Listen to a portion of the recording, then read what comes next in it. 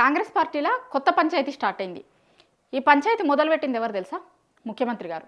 అవును, కరెక్ట్గానే విన్నారు మీరు. ముఖ్యమంత్రి గారు ఈ పంచాయతీ మొదలుపెట్టింది. ఉమ్మడి వరంగల్ జిల్లా టూర్కు పోయారు కదా, ఉమ్మడి వరంగల్ జిల్లా టూర్లా ఈ పంచాయతీని మొదలుపెట్టారు.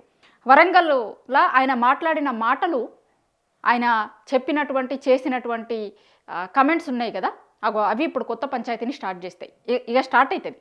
కొండా సురేఖ వర్సెస్ రేవంత్ రెడ్డి అయిపోయింది నిన్న ఆయన మాట్లాడిన మాటలు.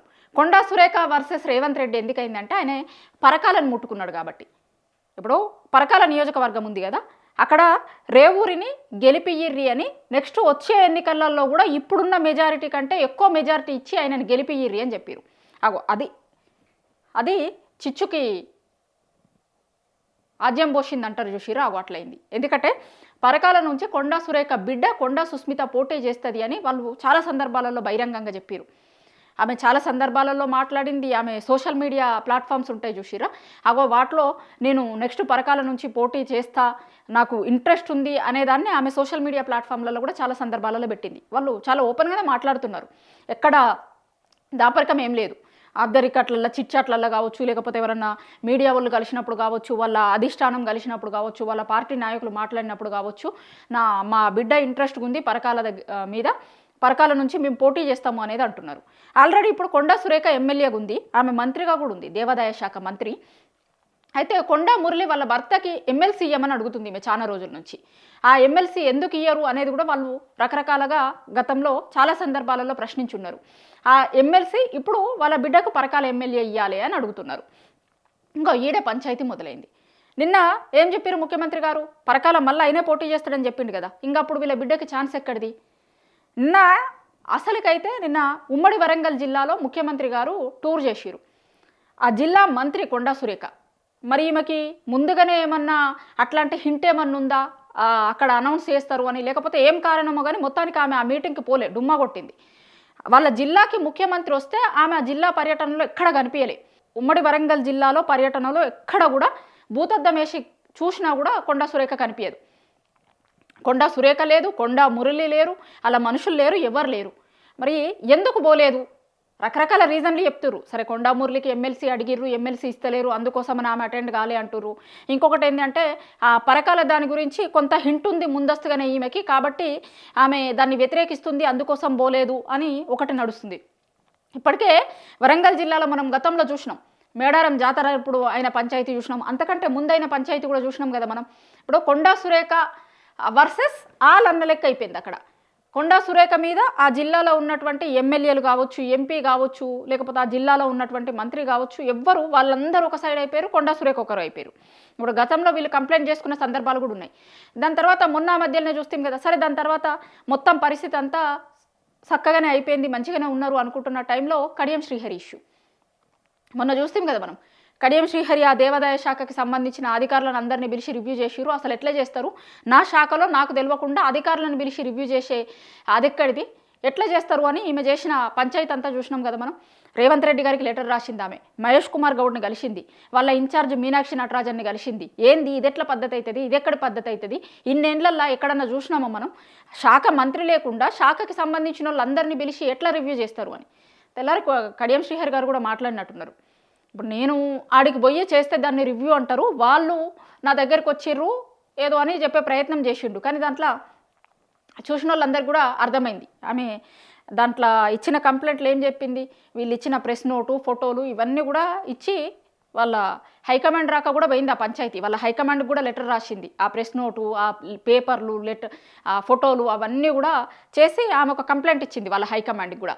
వరంగల్లో పంచాయతీలన్నీ సద్దుమణుగుతున్నాయి అనుకున్నప్పుడు మళ్ళా మేడారం పంచాయతీ ఒకటి నడిచింది, అది చూసినాం. దాని తర్వాత అది సరే సద్దుమణిగింది అనుకున్నప్పుడు కడియం శ్రీహరిది చూసినాం. సరే, అది కూడా అయిపోయిందా అని అనుకుంటున్న టైంలో ఇప్పుడు కొత్త పంచాయతీకి రేవంత్ రెడ్డి గారే తెరలేపారు. కొత్త పంచాయతీ నిజానికి ఇప్పుడు పరకాలని వదులుకునేందుకు కొండా సురేఖ వాళ్ళు ఇష్టంగా లేరు. ఇప్పుడు గతంలో కూడా ఆమె మాట్లాడినప్పుడు మా బిడ్డ ఇంట్రెస్ట్గా ఉంది, పోటీ చేస్తా అంటుంది. ఇప్పుడు రాజకీయాలలోకి రావాలనుకోవడము ఖచ్చితంగా మమ్మల్ని చూసి పెరిగిందే అమ్మాయి రాజకీయాలలోకి రావాలనుకుంటుంది, అది ఆమె డెసిషన్ కదా, ఆమె పోటీ చేయాలనుకుంటుంది, మేమెట్లా కాదంటామని మాట్లాడారు గతంలో. ఆమె చాలా ఇంట్రెస్ట్గా ఉంది. ఇప్పుడు ఒక నెల 2 నెలల కిందట కూడా వాళ్ళు అనౌన్స్ చేసిరు, పరకాలలో తిరగబోతుంది, ఇక నా బిడ్డ మొత్తం బోనాలు అప్పుడే అనుకుంటా. 2 ఏళ్ళు మొత్తం దాని మీద కాన్సన్ట్రేట్ చేస్తుంది, నెక్స్ట్ ఆ నియోజకవర్గం మీద మేము ఖచ్చితంగా పనిచేస్తాము అనేది చెప్పారు. కొండా మురళి చెప్పారు. గతంలో సుస్మిత చెప్పింది ఆమె మనసులో ఉన్నటువంటి మాటని, నేను ఖచ్చితంగా పోటీ చేస్తా అక్కడ అనేటువంటిది. వాళ్ళు అక్కడ ప్రోగ్రామ్స్ చేస్తుర్రు, అన్నీ చేస్తుర్రు, దాని మీద మేము పోటీ చేస్తాము, ఇవ్వాల్సిందే, ఎందుకు ఇయ్యరు అనే రీతిలో మాట్లాడుతున్నారు. ఆల్రెడీ ఎమ్మెల్సీ పంచాయతీ ఒక దిక్కు నడుస్తూనే ఉంది. కొండా మురళికి ఎమ్మెల్సీ ఎందుకు ఇయ్యరు, ఇవ్వాలే కదా అనేది కొండా సురేఖ చాలా సందర్భాలలో అడుక్కుంటూ వస్తుంది. సో ఈ ఇష్యూస్ అన్నీ కూడా కొండా దంపతులకి కొంత షాకే.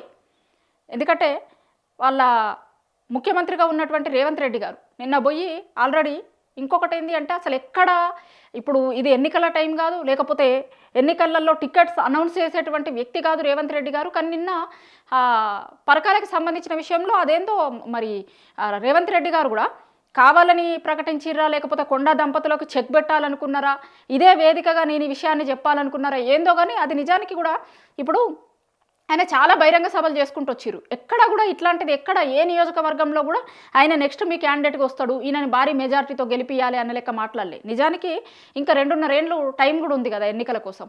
2.5 ఏళ్ల ముందు అనౌన్స్ చేయాల్సిన అవసరం కూడా లేదు. ప్లస్ అనౌన్స్ చేసేటువంటి వ్యక్తి కూడా కాదు ముఖ్యమంత్రి గారు. ఎందుకంటే వీళ్ళు ఇక్కడ ఉన్నటువంటి పార్టీకి సంబంధించినటువంటి వాళ్ళు ఒక లిస్టు ప్రిపేర్ చేస్తారు. ఇగో మేము గీ నియోజకవర్గాలకు అనుకుంటున్నామని ఇక్కడ పార్టీకి సంబంధించిన నాయకులని వాళ్ళ హైకమాండ్కి పంపిస్తే హైకమాండ్ గ్రీన్ సిగ్నల్ ఇచ్చిన తర్వాత వీళ్ళు టికెట్లు అనౌన్స్ చేస్తారు.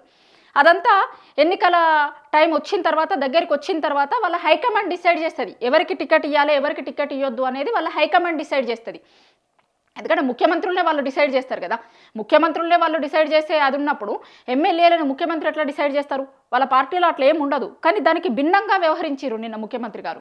అంటే నేనే నెక్స్ట్ టికెట్లు ఇవ్వబోతున్నా, నేను అనుకున్నటువంటి వాళ్ళనే టికెట్లు ఇస్తాము, వాళ్ళే ఎమ్మెల్యే క్యాండిడేట్లు అవుతారు అని చెప్పుకునే ప్రయత్నమా అది చేసిండా, లేకపోతే కొండా దంపతులకి షాక్ ఇవ్వాలి అనేటువంటి ప్రయత్నమే చేసిర్రా? ఎందుకంటే ఈ మీటింగ్ కంటే ముందు మేడారంలో మీటింగ్ జరిగింది, అక్కడికి రాలేదు కొండా సురేఖ. రాలేదు కాబట్టే ఇక్కడ దీన్ని అనౌన్స్ చేసిర్రా కావాలని. అంటే మీరు ఏదో సిగ్నల్ ఇవ్వాలనుకుంటే నేను చూసుకుంటూ ఊరుకునేటైనని కాదు, ఖచ్చితంగా నేను కూడా ఒక స్ట్రాంగ్ సిగ్నల్ ఇవ్వగలుగుతా అనేటువంటి మెసేజ్ ఇవ్వడం కోసమని రేవంత్ రెడ్డి గారు ప్రయత్నించిర్రా. ఏం చేసిర్రు తెలియదు. కానీ నిజానికి కొండా దంపతులకు ఒక షాక్ లాంటిది.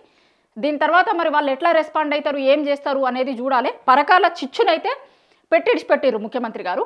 మరి ఆ పరకాల చిచ్చు ఏడికి అంటుకుంటుంది, ఎవరికి అంటుకుంటుంది, ఎంత దూరం పోతుంది, ఏం జరుగుతుంది అనేది చూడాలి. ఇప్పటికైతే రేవంత్ రెడ్డి వర్సెస్ కొండా అన్న లెక్క వరంగల్లో రాజకీయం మొత్తం మారిపోయింది.